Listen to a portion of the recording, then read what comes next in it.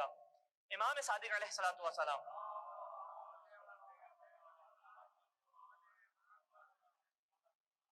مولا کائنات سے روایت نقل کر رہے ہیں.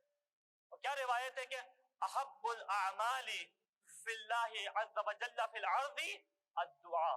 دیکھو افضل ترین عمل جو خدا نے دنیا میں لوگوں کے لیے خلق کیا ہے, دنیا میں لوگوں کے لیے قرار دیا ہے, وہ کیا ہے کہ خالق سے انسان دعا کرے. کتنا عجیب رحمت کا مرحلہ ہے, کتنا عجیب رحمت ہے کہ انسان خالق سے اپنے فائدے کو مانگ رہا ہے اور خالق کی جو مانگنے کے الفاظ ہیں اس کے بدلے بھی اجر و ثواب عطا کر رہا ہے.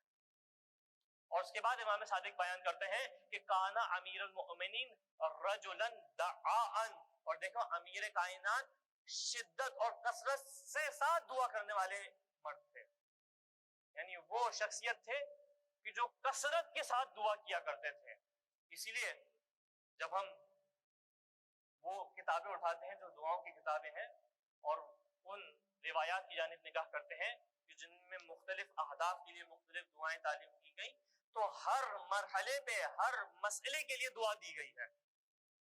اگر تمہیں فلاں مسئلہ ہے تو دعا کرو, اگر تمہارے دل میں تنگی ہو رہی ہے تو دعا کرو, رزق میں تنگی ہو رہی ہے تو دعا کرو, خالق سے گفتگو کرنی ہے تو دعا کرو, تمہارے لگتا ہے کہ گناہ زیادہ ہو گئے تو دعا کرو, مہینے کا پہلا چاند ہو گیا تو دعا کرو, شب جمعہ آ گئی تو دعا کرو, روزہ جمعہ آ گیا تو دعا کرو, رات کے وقت اٹھتے ہو خالق سے راز و نیاز کرنے کا دل چاہے تو فلانی دعا ہے, فلاں دعا کرو.